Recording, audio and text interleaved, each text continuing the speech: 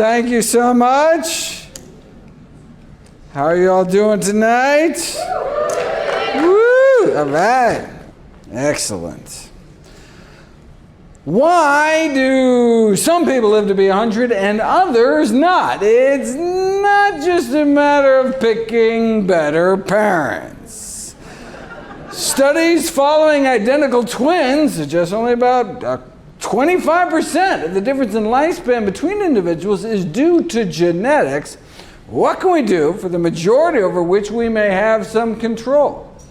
Well, the media loves stories of hard-living centenarians who attribute their longevity to some combination of lard, vodka, and favorite brand of cigarette.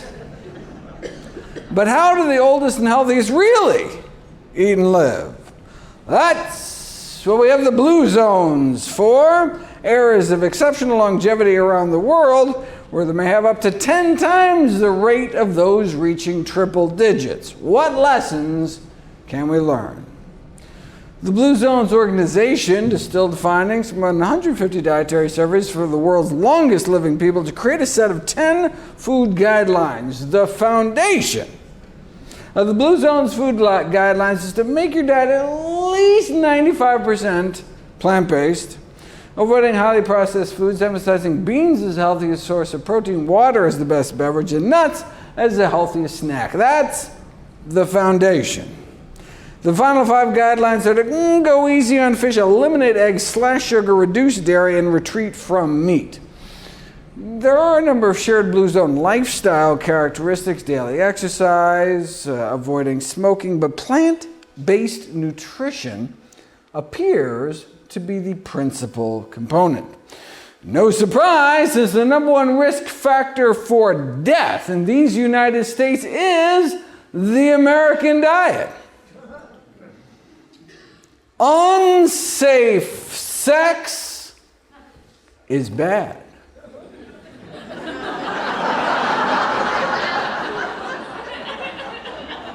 A sedentary lifestyle? Bad.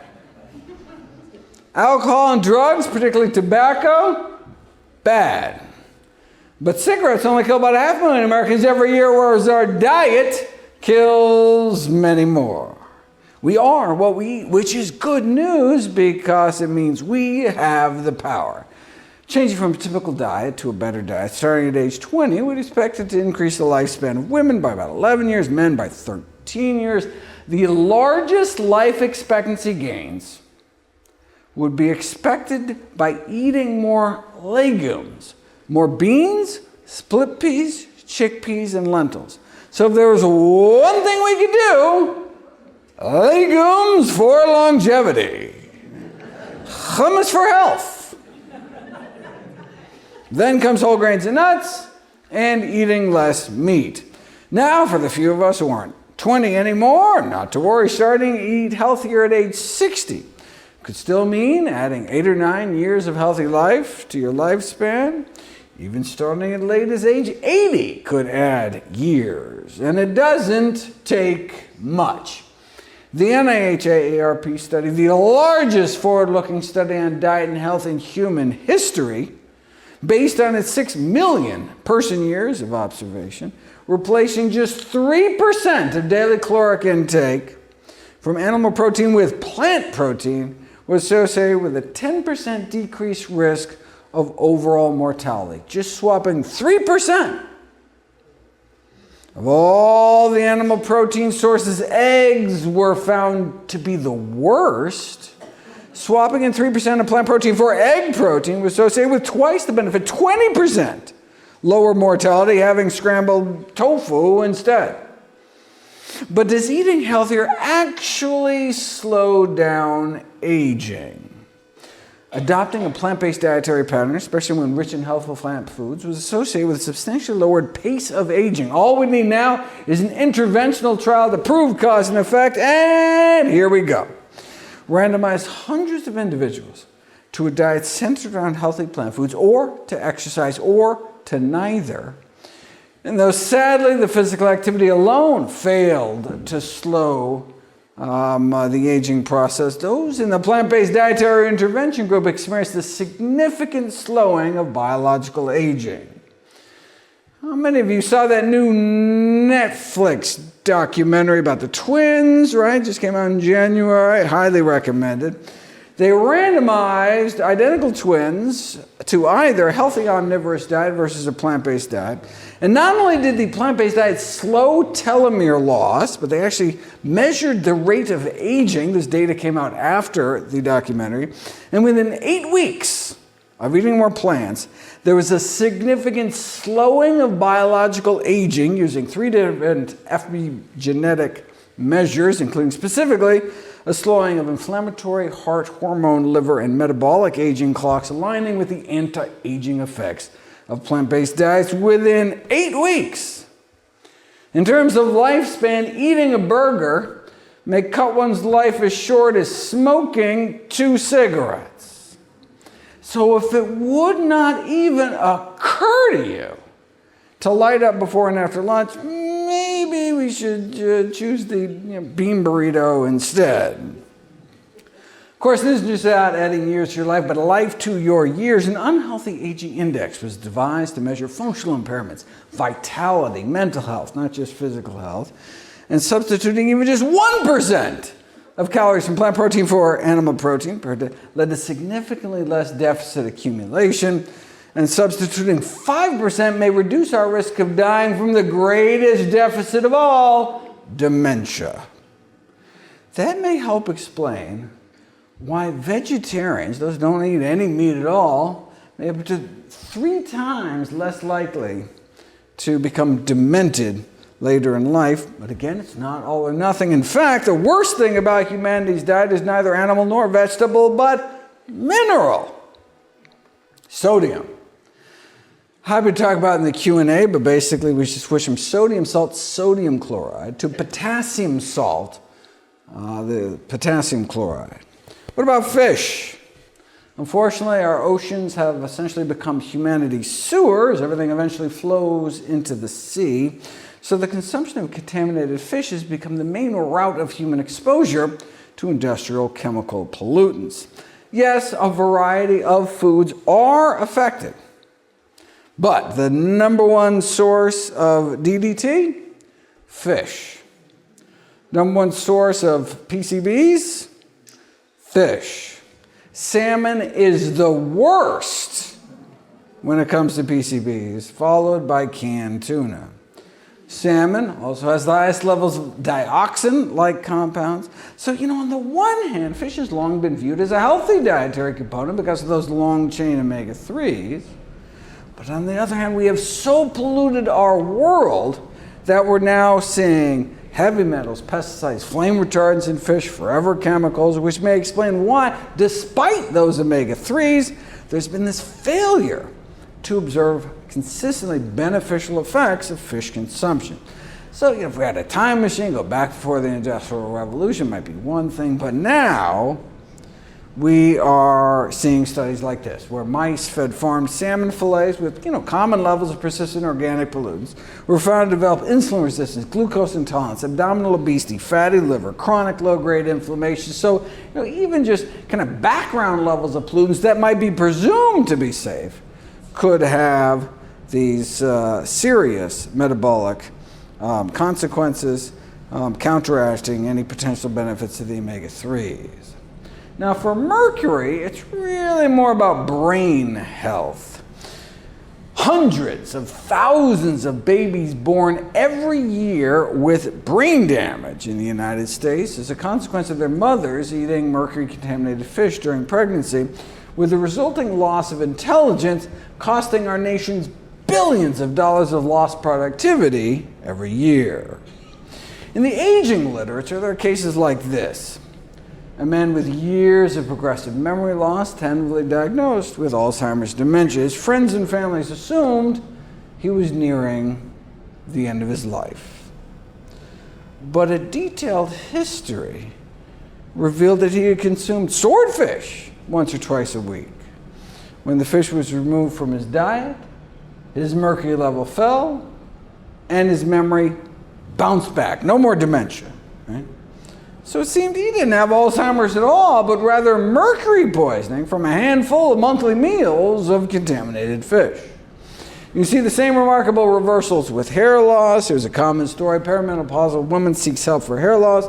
Blood tests indicate elevated mercury levels, and no wonder she had a diet high in tuna. But within 2 months of skipping fish, her hair started to grow back, and eventually her hair regrew completely. So doctors should consider screening for mercury toxicity when they see hair loss, since look, there's something we can do about it. Instructing patients to reduce fish intake could offer relief of symptoms, uncover dietary habits, and maybe a source of heavy metal-induced hair loss.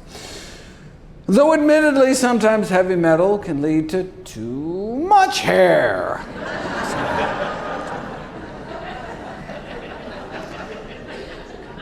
Happy to cover other foods and beverages in the Q&A, but what about red wine? What about green tea? But let's move on to my preservation section of the book. How do we preserve our bones, bowels, bladder, and circulation? Our hair, hearing, and hormone balance, immune function, joint health, mind and muscle, sex life and skin, teeth, vision, and finally, our dignity in death. For example, did you know that 85% of age-related bone fracture risk has nothing to do with bone mineral density? That's just been drilled into our heads by Big Pharma and a billion-dollar bone density screening industry.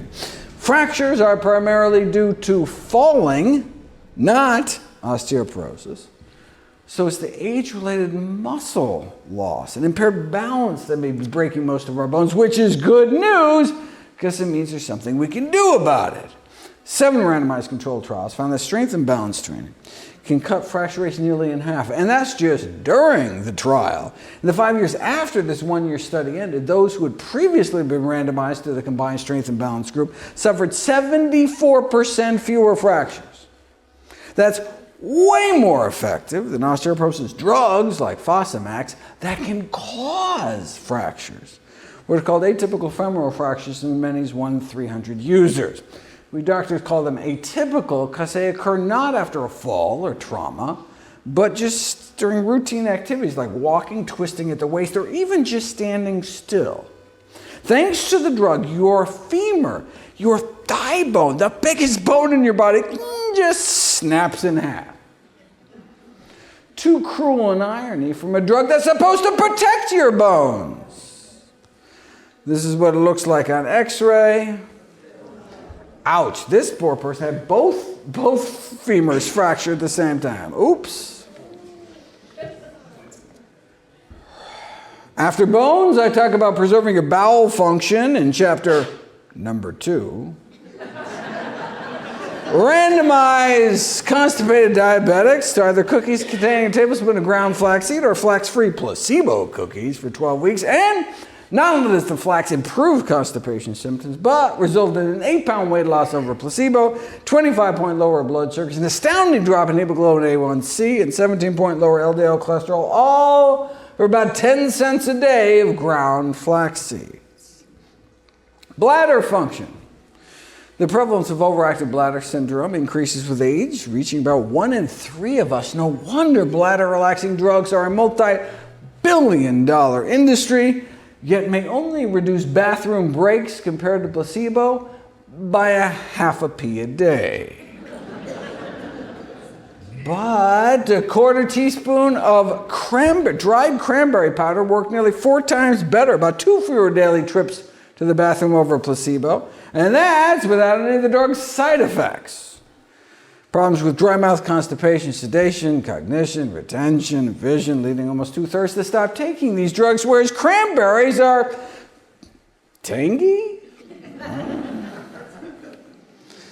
Urinary incontinence is a common problem among older adults, particularly women, thanks to childbirth. Systemic menopausal hormone therapy, like Premarin, actually makes it worse, though local vaginal estrogen may help.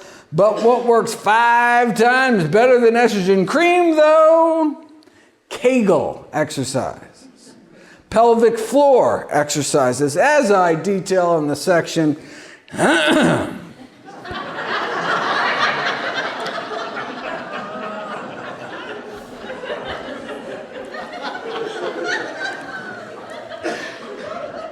If if 1,000 postmenopausal women take the standard hormone regimen for 10 years, you'd not only expect 876 extra cases of that urinary incontinence that they've had otherwise, but also, taking something like Premarin, 9 more cases of invasive breast cancer, 8 more cases of heart disease, probably 22 more cases of dementia, 21 more cases of gallbladder disease, 9 more strokes, 21 more blood clots, though not a single partridge nor pear tree.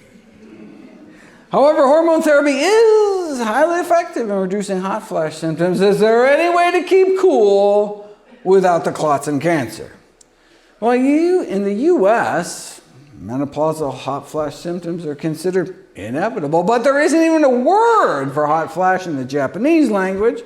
This may be due to their greater consumption of soy foods, but you don't really know until you put it to the test. It's very nice. Harvard funded a randomized crossover trial of half a cup of unsalted soy nuts a day and achieved, compared to the control group, 40 to 45% reduction in hot flashes within 2 weeks. Given that a plant-based diet may also be helpful for reducing menopausal symptoms, researchers decided to combine the two, a plant-based diet and whole soybeans. In fact, two randomized controlled trials found that plant-based nutrition with a daily half cup of whole soybeans, like out of a can or something, can reduce the number of serious hot flashes by 84 to 88%. Lots of other things can help. Whole fennel seeds, powdered into capsules to pit them against placebo in a double-blind trial, significantly improve menopausal symptoms at a dose of just a teaspoon a day. Fenugreek may also help at a dose of 1.5 teaspoons, though not as much as the hormones, but without the side effects. Though fenugreek can make your pee smell like maple syrup. Sounds like a bonus!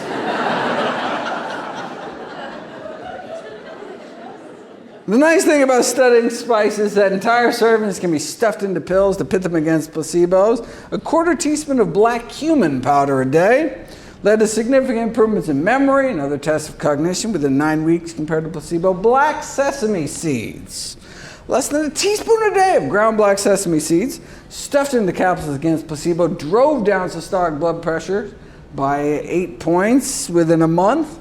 That alone, if sustained, could decrease the risk of stroke by about 1/4 and is delicious. What else can we powder?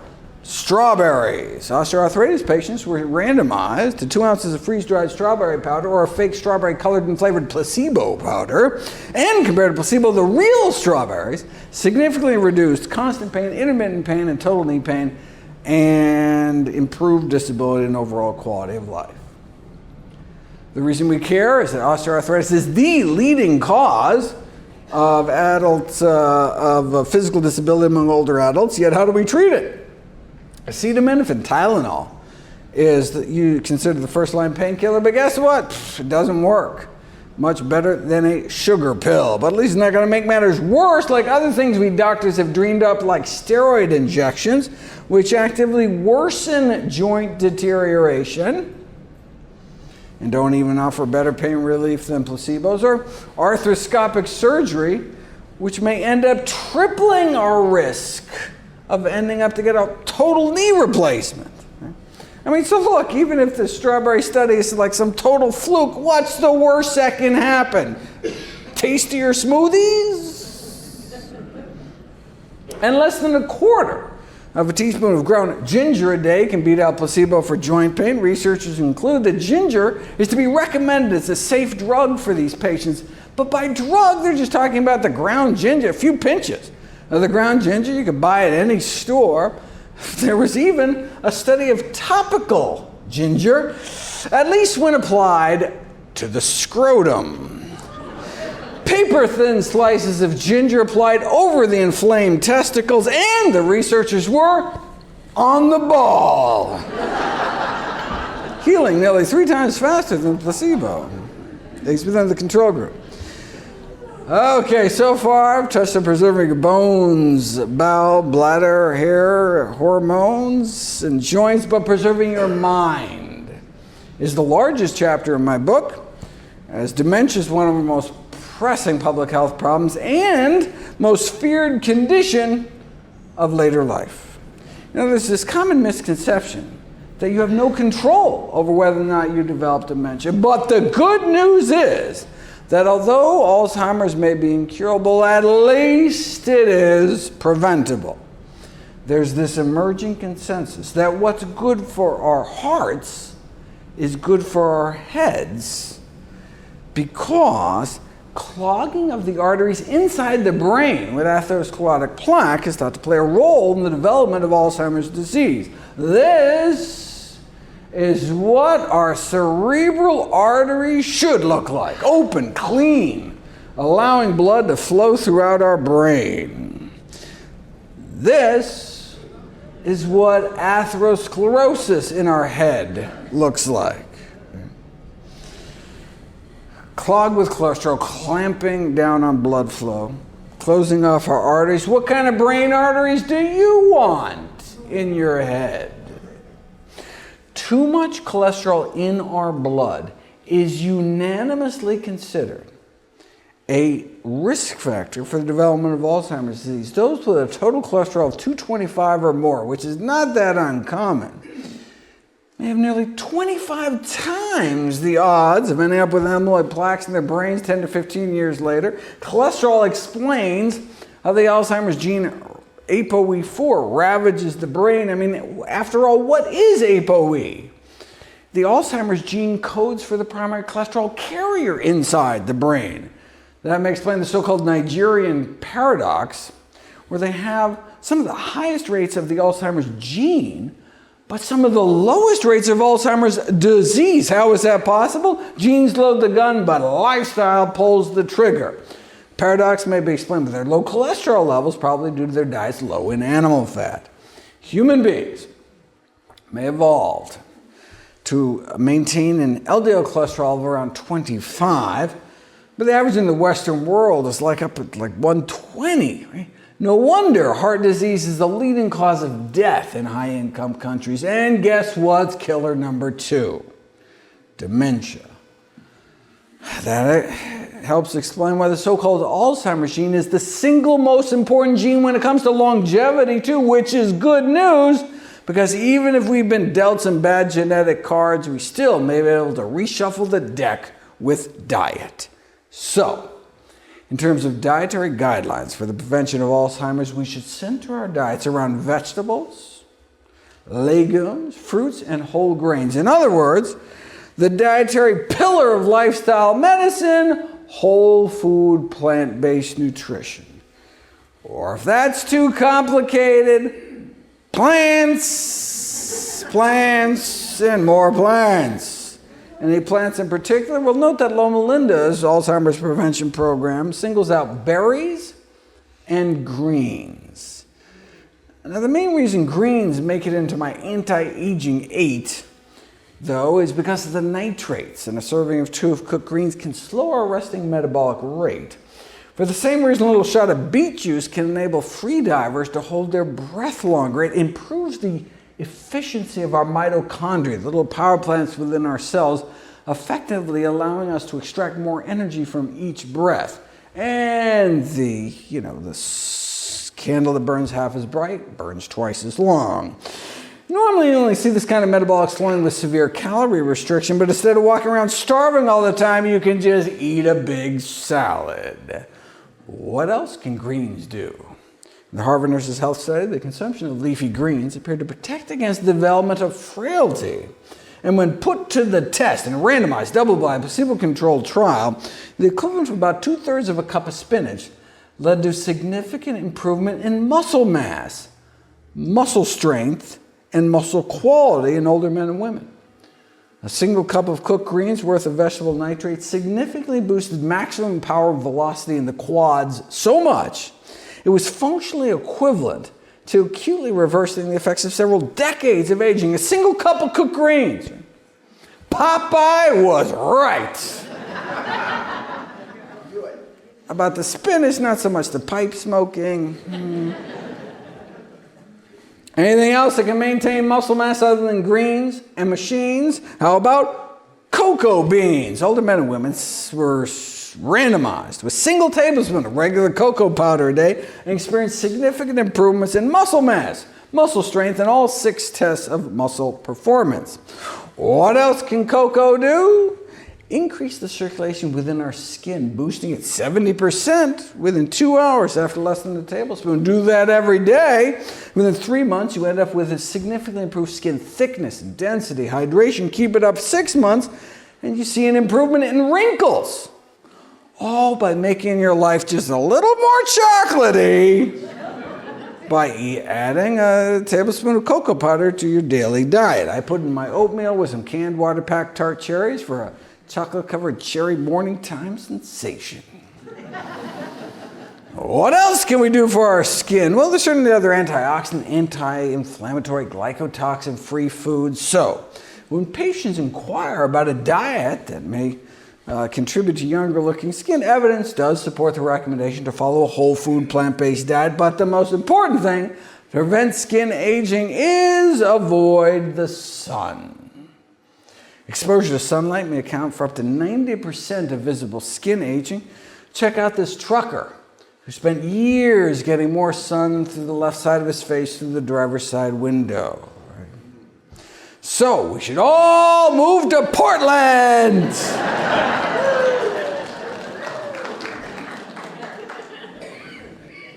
So, the gold standard is considered to be used as sunscreen in the daytime and so-called retinoids at night. What they're talking about is a prescription-only form of topical vitamin A known as all-trans-retinoic acid or tretinoin, sold as Retin A, which has been widely proven to enhance skin appearance. The only problem is that it may kill you.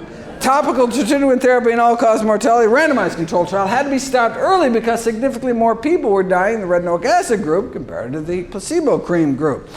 All right, so what can we use? Topical niacinamide, also known as nicotinamide. It's considered one of the best studied anti-aging skin cream ingredients. Not that that's saying very much, but it has been shown to reduce yellowing, wrinkling, blotchiness, and dark spots in aging facial skin. For example, significantly reducing crow's feet wrinkles around the eyes. This was a split face study in which 64% of the niacinamide side eye wrinkles experienced moderate or marked improvement compared to 0% on the placebo side eyes. Topical vitamin C offers similar improvements over placebo in wrinkles, sourness, skin tone. Unfortunately, vitamin C is unstable in creams, turning unsightly brown when it oxidizes. So instead, the skincare industry uses these vitamin C esters or derivatives, but there's no evidence that they have comparable effects. But the good news is you can just make your own. 10% solution used in the study sells for a ridiculous $127 an ounce, but you can make a DIY solution more than 2,000 times cheaper by simply buying ascorbic acid in bulk, mixing 3 grams into 30 grams of water at a cost of about a nickel per ounce. Drip a few drops in the palm of your hand, apply to your face, neck, and upper chest daily. Just don't get it into your eyes. And look, you can do the same thing with niacinamide, which is even more ridiculously priced, but you can buy it in bulk as well at a 5,000% discount. I could go on and on. The book certainly does, but let me close out so we have lots of time for questions by going back to the basics. From the anti-aging journal Rejuvenation Research, finally, a regimen to extend human life expectancy. Was it some exotic new stem cell treatment or gene therapy? No. It was a reference to this Harvard analysis. More than 100,000 men and women were followed for decades, and just a few basic lifestyle behaviors appeared to translate into 12 to 14 years of extra lifespan for the average 50-year-old. Even at age 50, maybe you'll add another dozen years to your lifespan, even at age 70. Still maybe about 10 extra years left on the table. And if you clean up your life before age 50, nearly 18 years may be up for grabs based on these simple common sense lifestyle behaviors. Turning back the clock, not with a drug or a DeLorean, just by eating and living more healthfully. What do I mean? A midlife shift. between the ages of 45 and 64 to even the barest of minimums. We're talking 5 daily servings of fruits and vegetables a day, walking even 20 minutes a day. Maintaining a healthy weight and not smoking can result in a substantial reduction in mortality, even in the immediate future. We're talking a 40% lower risk of dying in the subsequent 4 years. The researchers conclude that making the necessary changes to adhere to a healthy diet is extremely worthwhile. Middle age, certainly not too late to act. We have the power. Okay, so I was only able to get to about 50 studies. How Not to Age ended up with over 13,000 citations. So I was only able to cover about 0.5% of the book. For the other 99.5%, go to your local public library and pick up a copy. And all the proceeds I receive from the sales of all my books are donated directly to charity. I just want you and your loved ones to enjoy the longest, healthiest life. Thank you.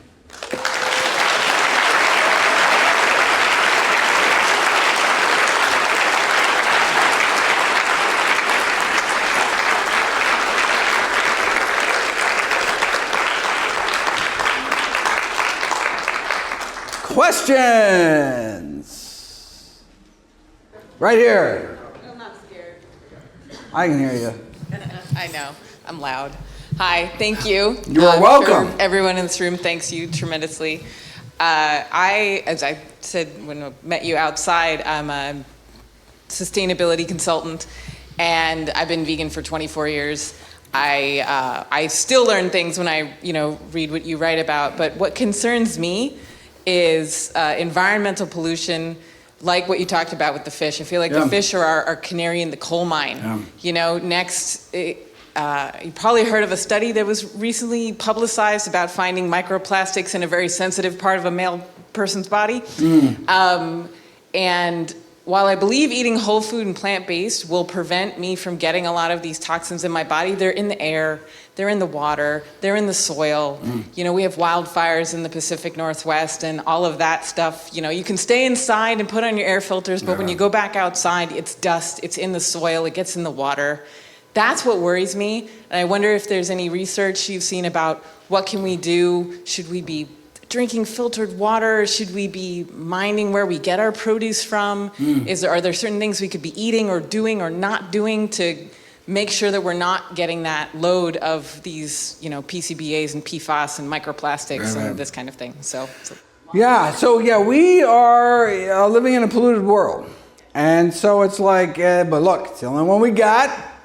And so what can we do to reduce our exposure? Well, first of all, and which is what you've been working on, which is how about we prevent the pollution in the first place?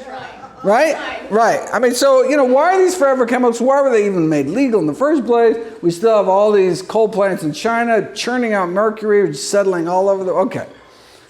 But, so I'd love people to advocate for actually making the world better. It's not just for them. You can get all the air filters and all, and you could be healthy. Yeah, but what about your community? What about the world? What about the rest of humanity? Air pollution wipes out over 10 million people every year. It's a really significant problem. One of the leading killers, actually. But there's a few things we can do in our own lives in terms of protecting ourselves and our family. And so eating low on the food chain. Many of these toxins biomagnify up the food chain. So we end up being kind of like the bald eagles, the polar bears, way at the top. And so yes, you could eat, shorter-lived fish, smaller fish. We could all eat minnows or something. But ideally, bottom of the food chain, air pollution is really kind of where you live. I was actually thinking of, coming out west, but there was all those wildfires. I was like, forget it. I'm going to go east. And then all of a sudden there's Canadian wildfires and it all came down. It's like, you just can't escape.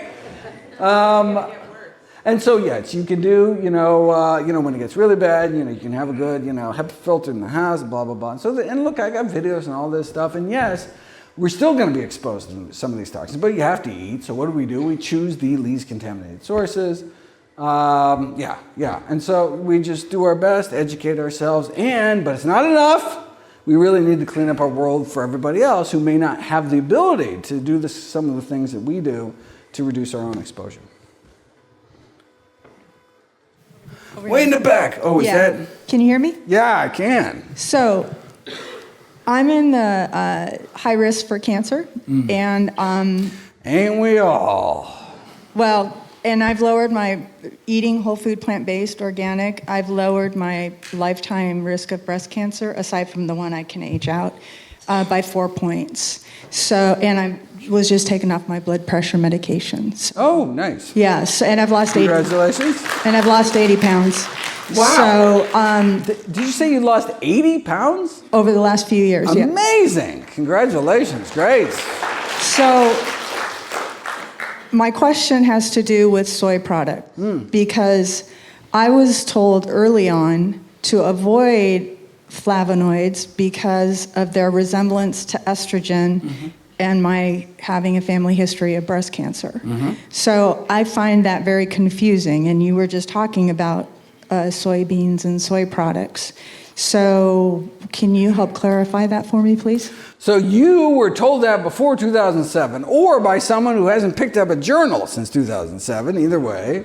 So before 2007, all we had were non-human animal studies. And soy did one thing in hamsters, and one thing in mice, and another thing in rodents, and we're like, okay, are we more like hamsters, you think? Or you think we're more like rats? I don't know. And so we really didn't know. And so, I mean, you can basically pick and choose whichever animal you wanted. So the soy industry was like, no, we're obviously like rats, you know. And all the anti-soy people were like, hamsters, clearly. And then 2007, we finally started getting human data. So far there's been 5 studies looking at thousands of breast cancer survivors. So these are women with breast cancer, and some ate soy, some didn't. And the question is, who lived longer, who had better breast cancer survival, and who had lower recurrence rates, meaning the lower risk of the cancer coming back after you got rid of it. And in every single case, greater breast cancer survival among those who eat soy, and lower breast cancer recurrence among those who eat soy. So now the recommendation, before we really knew, the recommendation was if you eat soy, continue to eat soy. If you didn't eat soy, don't go out of your way to eat soy. But now the recommendation is to go out of your way to include whole soy products in your diet for breast cancer survival, and in terms of prevention, the more soy foods we can eat, particularly during our teenage years, can reduce our risk of breast cancer later in life. Thank you. Yes. It's like Donahue, run around. Thank you so much for being here. I've been vegan for about 10 months. I'm super on board. Great. But I'm wondering why there's not this just observational effect, not a study necessarily, but why there's not just this clearly transparent effect across all populations for people that have spent a life eating a plant-based diet, that they do live 10 or 20 years longer. Like, it seems like everything, this should just be so self-explanatory and obvious, according to you'd think, the theme of wouldn't your you? book. Yeah. No, so we do have observational evidence. We do have these massive studies. I talked about some. The NHARP study, following over 500,000 people. Imagine just the logistics of following 500,000 people for decades. And you find out, so that's the study that found that just swapping 3% of animal protein for plant protein, 10% decreased risk of all-cause mortality, 10% decreased risk of dying from all causes put together, just swapping 3%. And the Harvard analysis found the same thing, though for them they found that processed meat was worse than eggs. But either way, the bologna sandwich is better than tuna fish sandwich, but the bean burrito beat out the bunch, basically. And so why hasn't this translated better? I mean, these studies go back forever. I have a whole series of videos talking about, in fact, How Not to Die, which is almost 10 years old, came out in 2015. It's always surprised me when I think of that. I talk about this as kind of a case study. So wait a second, if diet, number one cause of death in the United States, number one cause of disability, well then, obviously, nutrition is the number one thing taught in medical school, right? And obviously, it's the number one thing your doctor talks to you about at every single visit, right? And you say, wait a second, how is there this disconnect? where we have the science on one hand and the practice of medicine. They just don't seem to be meeting. And so I said, well, let's do a thought experiment. Go back to the 1950s, when the average per capita cigarette consumption was 4,000 cigarettes a year. The average person walking around smoked half pack a day, on average. Media, athletes are smoking, ads for Santa Claus encouraging people to smoke. Right? Most doctors smoke cigarettes. And so, and the AMA was telling people that smoking on average is good for you, not just neutral, but good for you. The American Medical Association was telling people that. As long as you smoke in moderation, of course, right? I mean, it's just that. Now, and even by then, by the 1950s, there's been decades of science linking smoking and lung cancer going back to the 30s. Yet just ignored off the face of the earth. Why? Because smoking was normal. Everybody was doing it. And smoking rates went up till 1964. Then basically every year dropped since. One of the greatest public health victories of all time. And lung cancer rates came tumbling down. Now less than 14% of Americans smoke. I mean, it's just amazing. What happened in 1964? It wasn't the science. Science didn't change. It was the Surgeon General's report. The powers that be just came out and said, okay, smoking's not good for you, citing 7,000 studies. You'd think maybe after the first 6,000 studies, it could give people a little heads up or something. But all that took was just this acknowledgement, okay, fine. But until then, the tobacco industry was very effective about muddying the science and introducing doubt. In fact, it had this famous internal memo entitled "Doubt is Our Product" by this big PR firm. Right? We don't have to convince people that smoking is good for them. But you just have to introduce doubt. Some scientists say it's okay, some scientists say it's not. And if you're a smoker, you're like, you believe the other side. You just have to have that doubt. Until the unanimity came about where the government says, okay, fine, it's not good for you. All right, and then it was a little more difficult to kind of rationalize. But I find ourselves in a very kind of similar situation today. We have this absolute mountain of evidence, right? But just like smoking, doctors are eating, the same foods that are contributing to our epidemics of dietary disease. And so just like when the doctors before, between puffs, were telling you to, it's just right now, they're like, they got their, stains on their jackets from what they just ate at lunch, and be like, yeah, whatever. It's in the culture. Science is over here, but it's just kind of normal to do these things and so we really have to take control of our own health. We can't wait until science catches up, the society catches up to the science like it did in 1964. We have to take responsibility for our own health, for our family's health, for our patients' health, for our community's health, because it's a matter of life and death.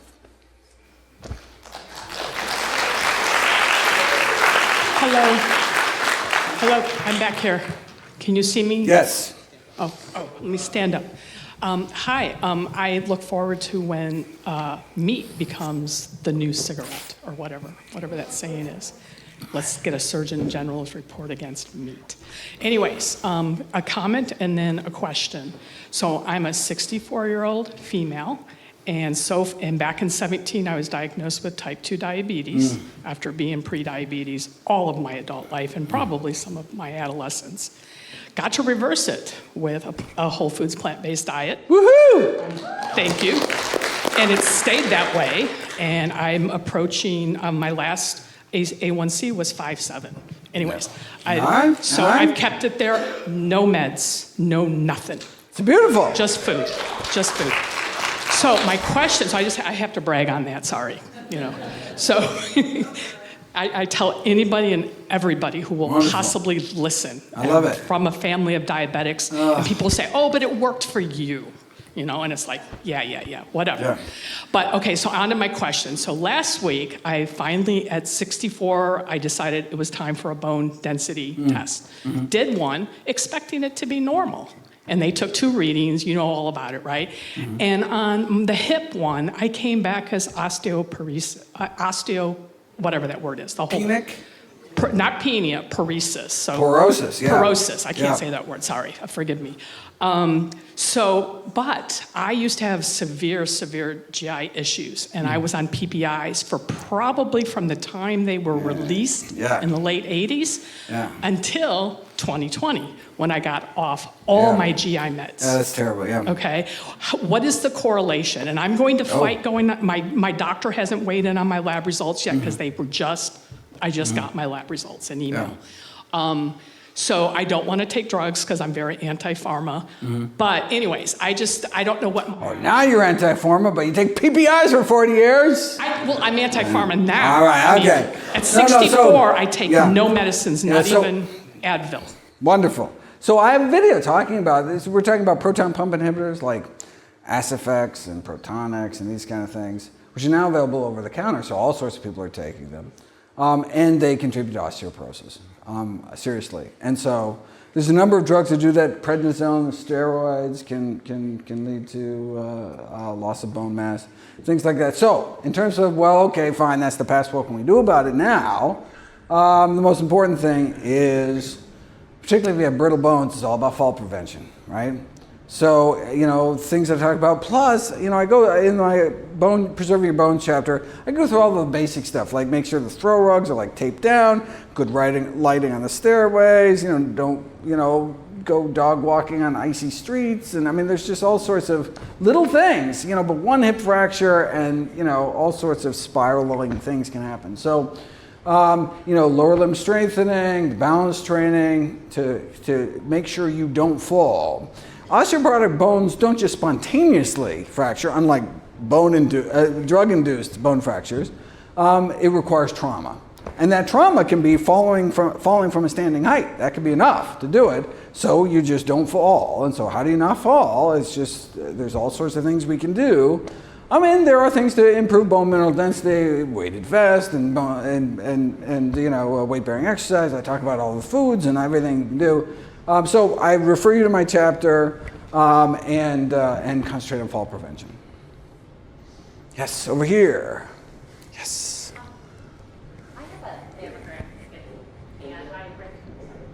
I have a mammogram scheduled, and I just read your chapter about mammograms. And so I'm nervous about canceling that, but I'm also reading the evidence there. And so I was hoping you could speak more about that.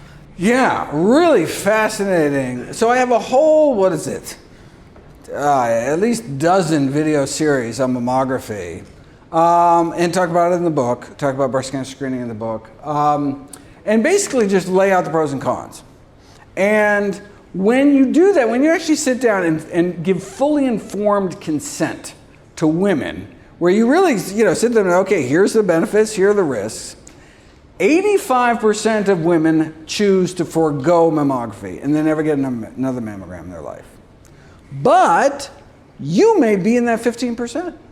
And you have every right, your body, your choice, you have every right to get the scan because, the pros and risks, some people, there are particular risks that people really are upset about. There's some pros that people are really, focused on. So it's really about deciding for yourself. And so, you'll see, in all my work, nutrition facts, I don't really tell people eat this, don't eat this. I just say, look, here's the pros and cons, right? You want to smoke cigarettes, go bungee jumping, disconnect the smoke alarms, not wear your seatbelt. Like, look, you do you. I'm just saying that we've got good data.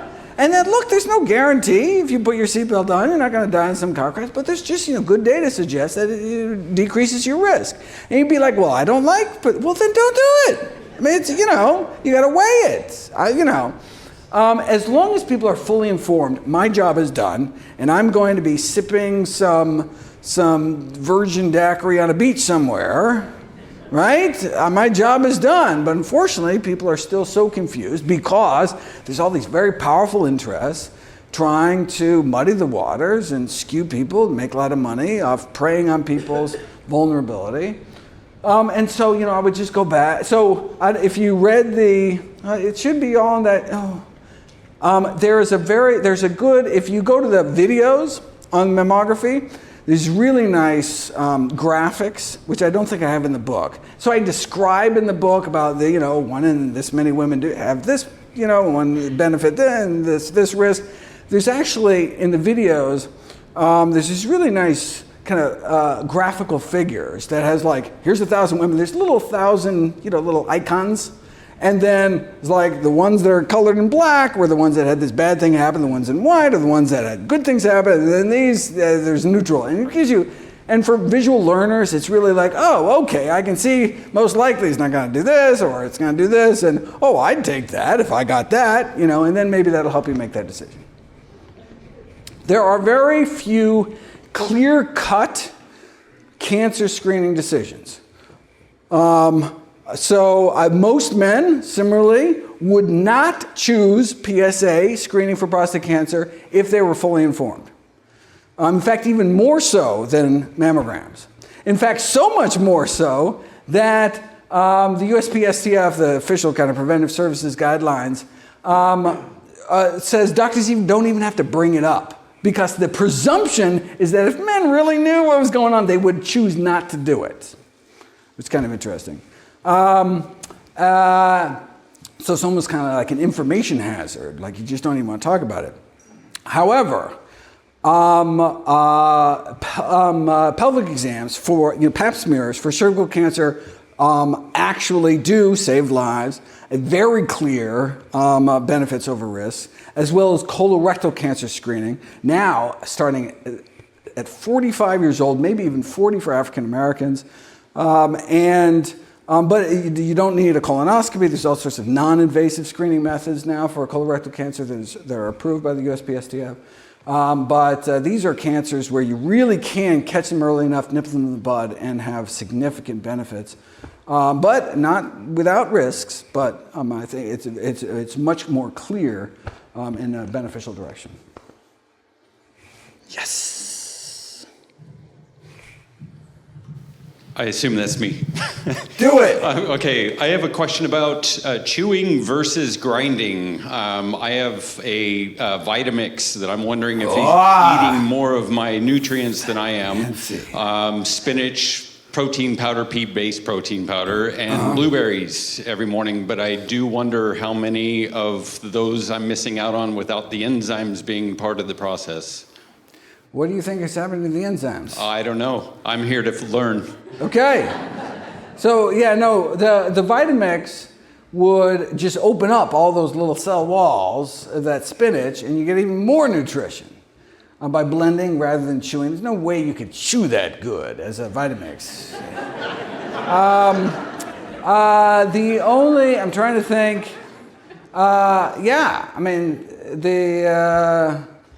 enzymes are not destroyed by vitamins. So go for it.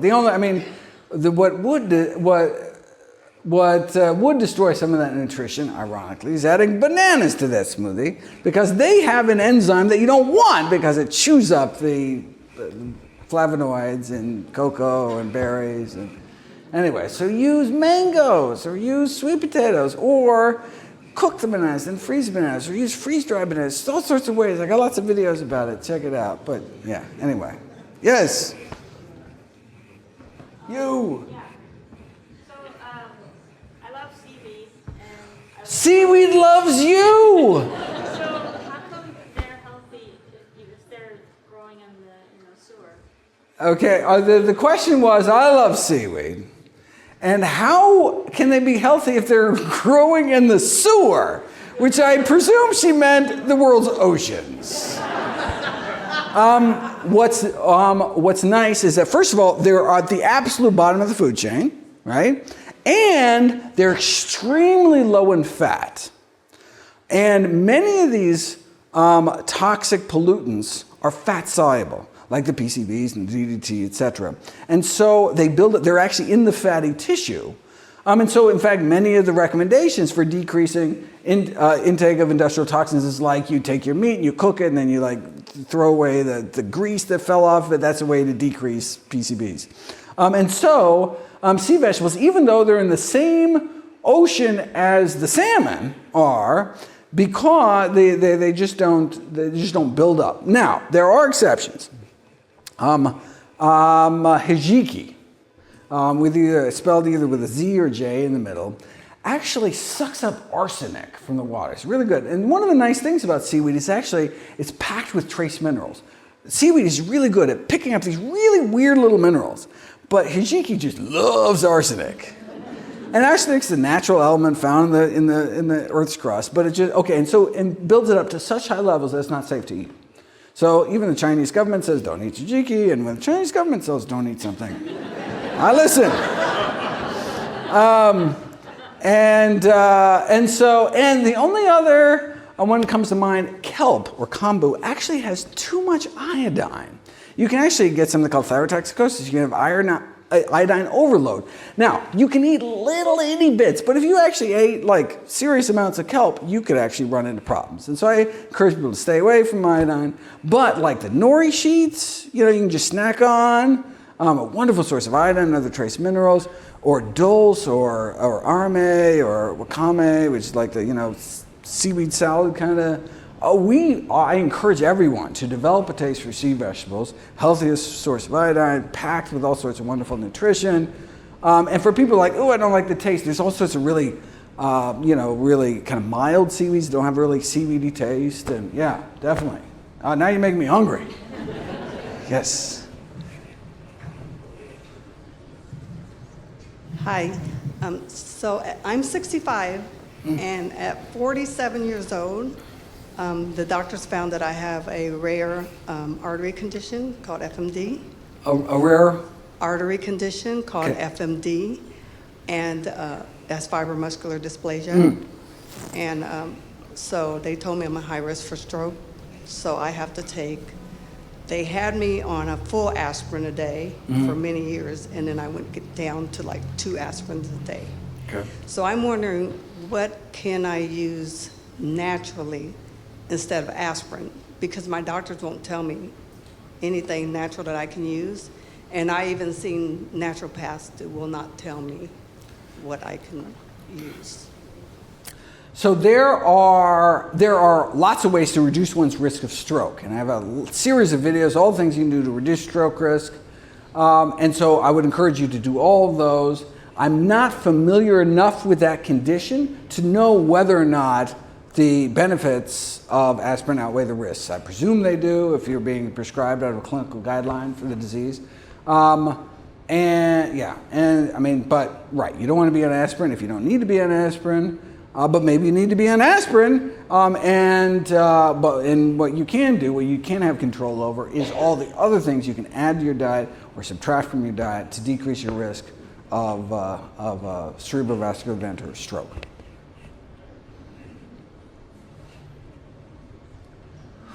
Yes, last question. The pressure is on. So I want to sign a lot of books.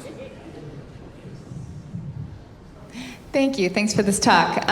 So obviously, vegan of 18 years. Not obviously, but that's awesome. Love whole foods, whole food plant-based diet. However, I am curious about your thoughts on supplements because, I do really love some vegan chicken nuggets and vegan pizza, and so I don't always eat a whole food diet, although always plant-based. And so I see a role of supplements, for supplements in my diet. And I'm curious, obviously I know there's very poor regulations out there about, what you're actually taking. So you want to make sure you're getting a reputable brand. But assuming, the brand is good, the quality is good, what is your position on supplements? Does the body actually integrate them as it does with food, nutrients from food? And are there certain supplements that you think are absolute must-haves versus others that are more snake oil? Fantastic question. There are 2 vitamins. Now, in general, we should get all our nutrition as much as possible from the produce aisle, not the supplement aisle. But there are 2 vitamins not made by plants. One, vitamin D, made by animals, such as yourself, when you walk outside. It's the sunshine vitamin. However, some people live in Portland. And particularly during the winter months, no matter how long you're sunbathing naked outside, you are not going to make enough vitamin D because the sun's rays are at such an angle. And so you need to supplement with vitamin D. And look, some people are inside with a desk job all day, don't get any, even if the sun is shining. And so you may need to supplement vitamin D. I recommend 2,000 international units of vitamin D3 a day for those getting inadequate sun exposure. The only other vitamin not made by plants is not made by animals either, but made by little microbes called vitamin B12. So we used to get B12, drinking out of a mountain stream or well water or something, but now we chlorinate our water supply to kill off any bacteria. So we don't get a lot of B12 in our water anymore. Don't get a lot of cholera either. That's a good thing that we live in a nice sanitary world. Our fellow great apes get all the B12 they need eating bugs, dirt, and feces. I prefer supplements. 2,000 micrograms once a week of cyanocobalamin, which is the most shelf-stable form, costs $5 a year. Get all the B12 you need, but critically important for anyone eating a healthy diet. That'd be my recommendation. Thank you so much. Happy to sign books for everyone. Thanks for coming.